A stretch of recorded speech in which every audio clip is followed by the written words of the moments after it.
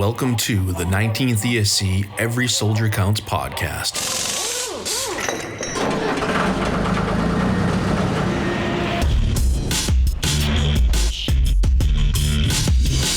Wherever you find American troops today, you find the men of the Transportation Corps. Enough and on time. That's the story we tell you today. The story of the Army Quartermaster Corps. These youthful servicemen are members of the Army's Military Police Corps. One of the most important forces behind the lines, the Army Ordnance Corps.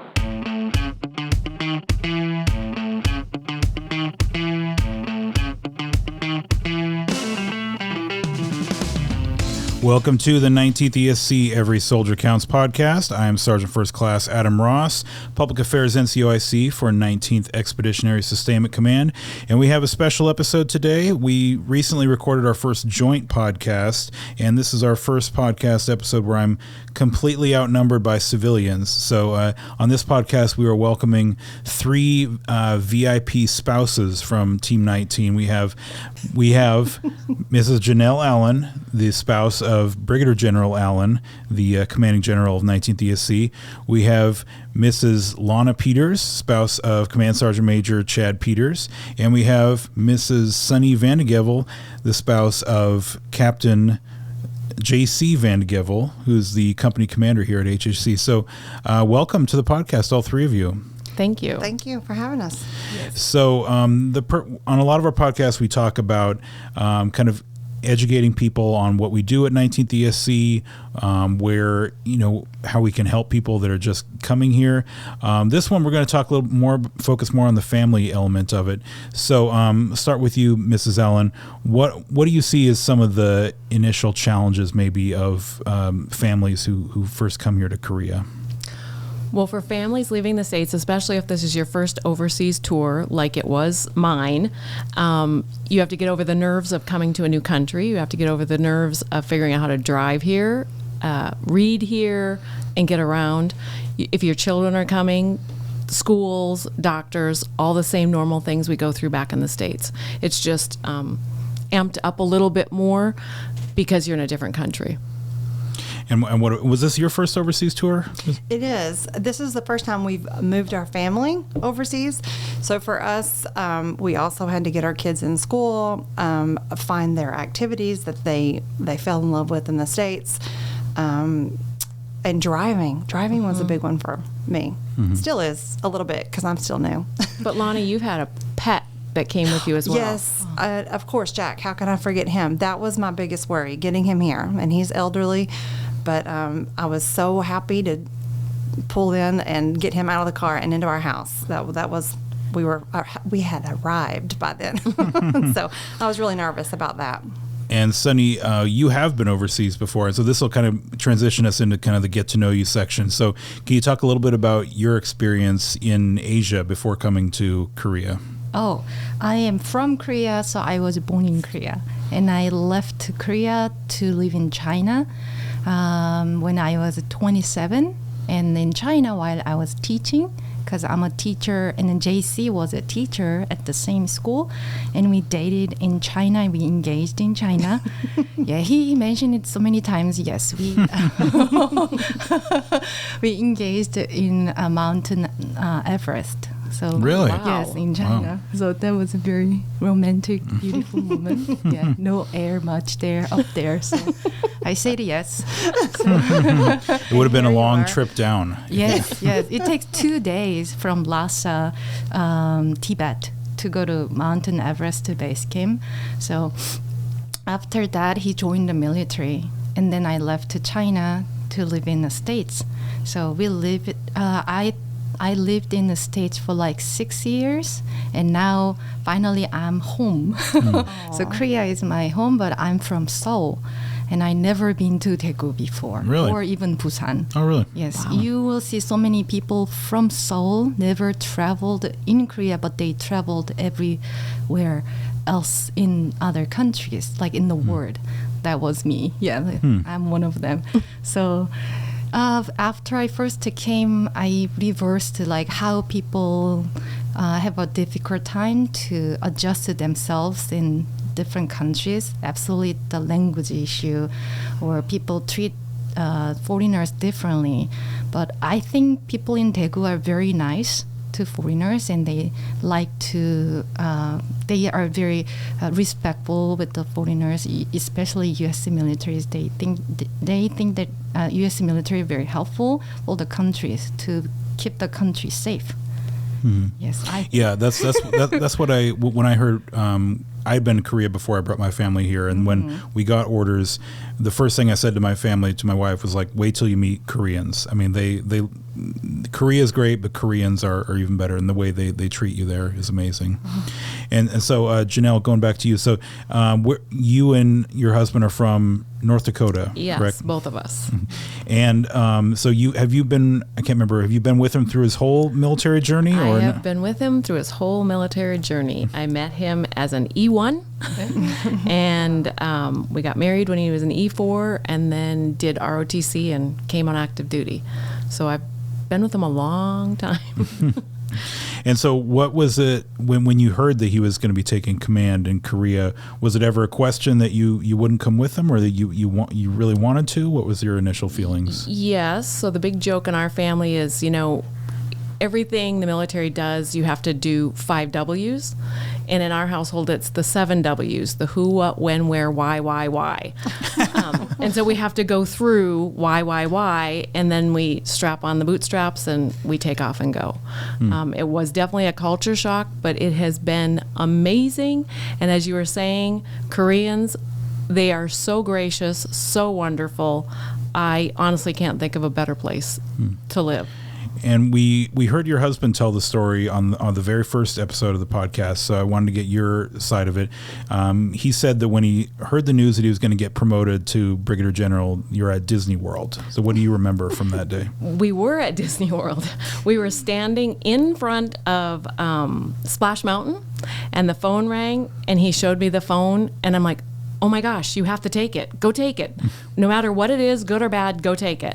So he took it and he gave me a little thumbs up. And of course, I was jumping up and down, and he's trying to listen with all the crowds going by. And then, of course, he comes over and we're hugging and kissing and laughing. And people, I don't know if they thought we were getting married. I have no clue. But it was a great day, and we had our kids there, and we couldn't tell anyone. So we just had to wait. Wow. Okay. And so, Lana, people will see in the picture, you're wearing your Navy hoodie very proudly, firing a shot across the bow way before Army Navy kicks off. So you met your husband, Chad, when you were in the Navy, correct? Yes, we were both assigned to White House Communication Agency together in D.C. So I haven't been with him his entire career, but for the most of it now, I guess 17 years or so. And were you overseas at all during your military career? Yes. I was stationed in Hawaii when I was in the Navy, and then back to D.C.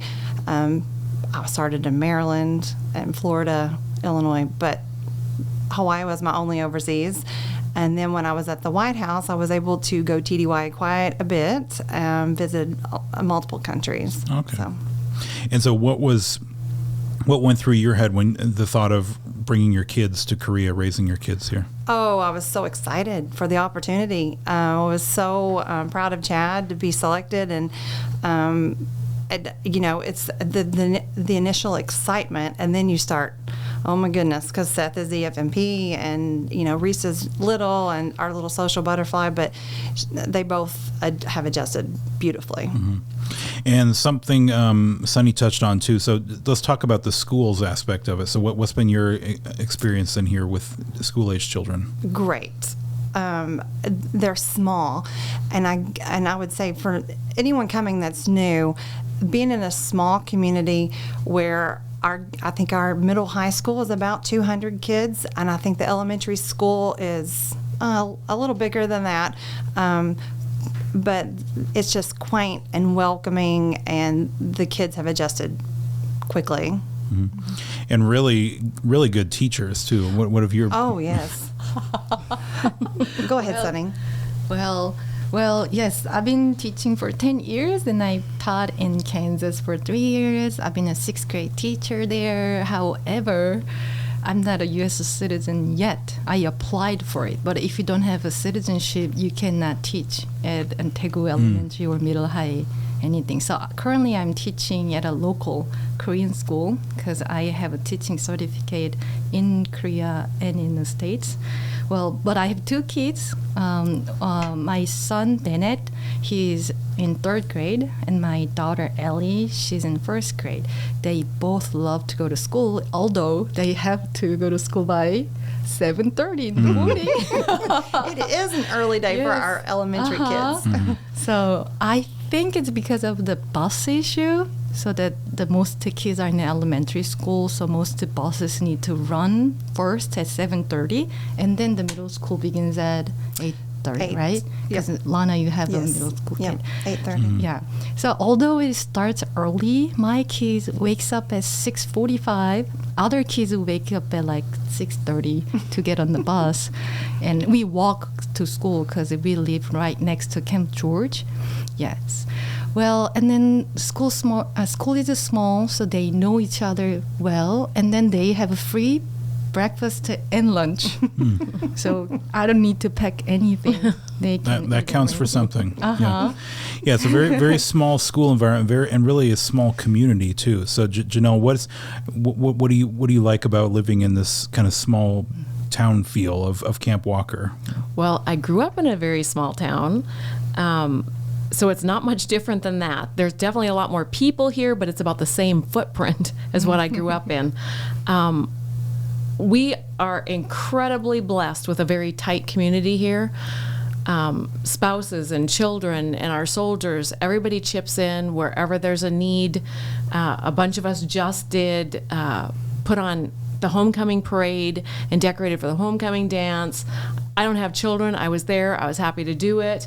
It was so exciting, and we just heard a little bit ago that the kids had a blast and loved their selfie walls and stuff like that. Yes, news travels fast in our little community of Mayberry, but it's pretty incredible to live here. And Lana, you also, Seth recently had his Court of Honor for Eagle Scout. Yes, so we are a scouting family. We've been since Seth dragged us in when he was in 1st grade, and he's in 10th grade now, so 9 years. And Reese decided to go Girl Scouts, but I will vouch for both programs here. They are very active, and the adults that we have involved in those are amazing. So my kids have had just as many cultural adventures as we have. So it's been really good. For us, scouting was always an easy way for us to, when we move, to get our kids involved and make friends quickly. And it hasn't let us down here. Yeah, that was something maybe some people think they might have to leave behind in the States when they move. And we were already a scouting family when I got my orders, and I'd already told my wife, like, no, when I was on Camp Humphreys, you'd walk by this little patch of land where they're doing their camping just on base, and yeah. Yes, and World Jamboree is going to be hosted by South Korea in 2023, so maybe we'll still be here. Yeah, so if you're a scouting family, keep that in mind. That the World Jamboree is, not everyone gets to do that. That's right. And so, Sunny, moving to you, kind of similar to what she said about making friends with the Scouts. How is SFRG? Can you tell us a little bit about that? That kind of exists in that same realm. So for SFRG, we participate in every event that MWR offers. So every season we have an event. Like in spring, we have a cherry blossom event. We enjoy the beautiful cherry blossom flowers, and then we enjoy food, and then we also do some activities. And in summer, we have a Liberty Festival. I still remember the firework. It was just so amazing. Those were better. They're really more intense than maybe a lot of people were expecting. Right? Yes. And for autumn, we had a trunk treat just to finish 2 weeks ago. And then we had so much fun. We did the game, and kids the USO also provided the haunted house, right, for free. Everything is free. Just need to come and enjoy with your friends or families. And for winter, we have a Kringle Festival coming in December. So all the events we SFRG group participating, and then we plan, we sell the items for fundraising, and we just get together, get involved and volunteer and have fun together, make it memorable. Yes, make it memorable to stay in Korea as a family. Because as you think, like, when you think about SFRG, you feel like, well, SFRG is only for the families who has a military member who's in Afghanistan or Kuwait. So that was in my stereotype when I was in the States. But, right? So then I was surprised that why we have SFRG in Korea. This is not deployment, but yeah, you can explain. The point to have an SFRG is not to come together when our soldiers are deployed. The point is to get together, to create fellowship and community amongst each other, to learn who your unit is, so that you're a close-knit group prior to a soldier going on a deployment or having to go to training into the field, FTX, like all the things we have going on here. You want that community present to know where to go, what resources to use prior to your soldier being gone. Right? Yeah, I think a lot of times it's reduced to just that like a phone tree, you know, if there is a deployment. But here it's different than that, because there's so many things to keep people connected. Right. So to help connect with each other, I'm going to have the get to know you meeting on every other 2 weeks. Every other 2 weeks, right? Yes. Every 2 weeks. Every 2 weeks. So in November and December, I scheduled it at USO Tuesdays at 3 to 5 p.m. Is it okay to say the specific date? Okay, so November 9th and 23rd, and December 14th and 28th on Tuesdays, 3 to 5. If you come to USO at Camp Walker, you will see me, SFRG leader, and get to know other as 19th ESCC family members. Yeah. So have you had one of these before, or are they just? But is the idea is providing a space where people can come together and meet other families. First one's tomorrow night? Yes. Or tomorrow afternoon. Tomorrow afternoon. Yes. Yes. And I'm a native Korean, so if anyone has an issue with the Korean culture or order something, figure it out what to do, everyone welcome to and come to me. Yeah, there's a lot of little differences that the people may not know. Even after you've been here for a while, you're still not sure about. So that's great that you're going to be able to answer those questions. And so if someone is hesitant about coming to Korea, maybe pursuing command sponsorship, what is something you would tell them? I highly recommend that they come with their soldier. It's an experience you'll never forget. You won't get it staying stateside. There are so many things to do over here in Korea. There's touring. You can do anything from biking, mountain climbing, go to the beach, go to Jeju Island. We have a new group of spouses here doing exploring Korea trips. You have the Girl Scouts, the Boy Scouts. You have everything you have in the States. The only difference is, and it was a big drawback for me, is the shopping. Like, you have to learn how to shop here versus you can't just run to Walmart or Target and do those things. But I can tell you, Amazon's a great shipper. We do just fine over here. But there are so many things that Korea has to offer, and just getting out of your house, and that's for our families that are here as well. Get out of your house. Go explore Korea. There's so much to do. And Lana, were you surprised when you got here just how the base is basically in the middle of the city? You know, was that a little bit of a surprise? Well, so Janelle had prepared me and excited me at the same time, but I was going to add that Camp Walker is like the hidden gem of Korea for military. We are at the base of Apsan Mountain, and then you have at both gates this huge city, colorful Daegu, that's full of many things that you can go out and explore and do. Try foods, shopping districts, and sightseeing. There's so much to do. So I was excited. I was ready. I didn't want to do the quarantine. I was just ready to go.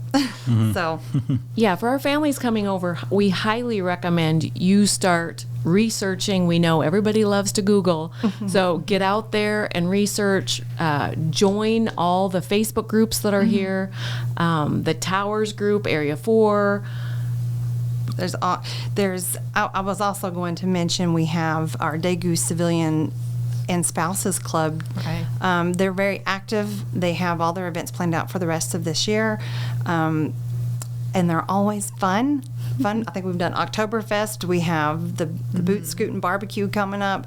But this is a great way for spouses to come out. All spouses.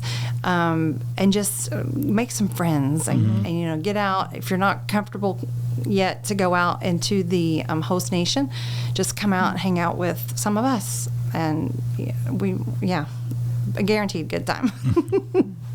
And so the next big event you have coming up, then what is that? Kringle Fest. Kringle Fest. Okay, and that's what are the dates on that? December 3rd.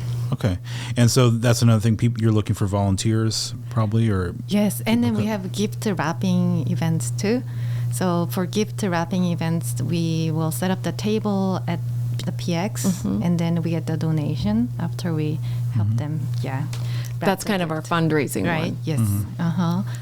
So come by the PX. They'll see the table over there. And then one more time with the USO dates. What the frequency of? So it's every other week at the USO from 3 to 5. So starting tomorrow. Yeah, and so when you're listening to this podcast, the next one will be November 23rd.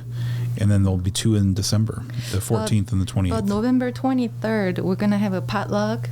And I heard that they have another guest from 5 at the USO for the other group. But our potluck will be at the Chapel Annex. So I'm thinking to move this event to the Chapel Annex on the 23rd. It'll be announced. So just to focus on our Facebook. Everything will be on the Facebook. Yeah, so that's 19th ESC SFRG on Facebook. Yes. Yeah. Okay, well, a lot of good information. Anything else either of you want to hit on before we...